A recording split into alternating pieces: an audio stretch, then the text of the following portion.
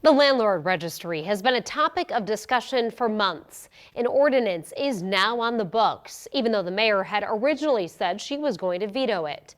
Senior reporter Jake Wazakowski looks at why there was a turn of events.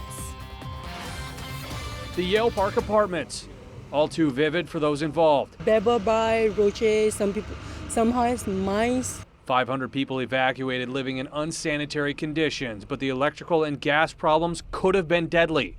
The city council passed a landlord registry in a 4-3 vote last week. Mayor Jean Stothert said she'd veto it because of the mandatory inspections every 10 years.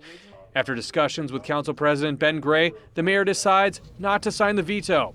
The mayor says over the 10-year period, every single family home will be inspected once, and 15% of all multifamily units will be inspected. If they fail and code violations remain, they'll be inspected annually. The clarity for the planning department and a timetable for inspections. That's where we have the sticking points. Councilman Brinker Harding, who proposed a registry without mandatory inspections, backed by Mayor Stothert, says he still doesn't agree on the 10-year inspection plan, but is willing to listen.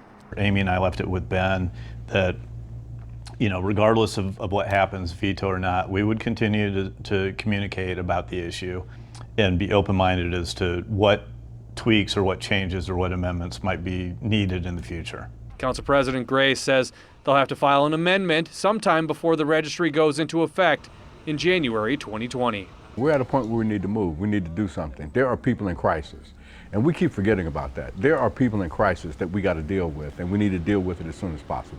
And another aspect that would impact the landlord registry, Douglas County is looking to create and hire an ombudsman sometime by the end of summer. Now that person would actually investigate complaints in these situations.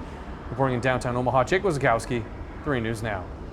Gray says he'll now call state lawmakers to tell them they won't have to move forward with a state law on a landlord registry.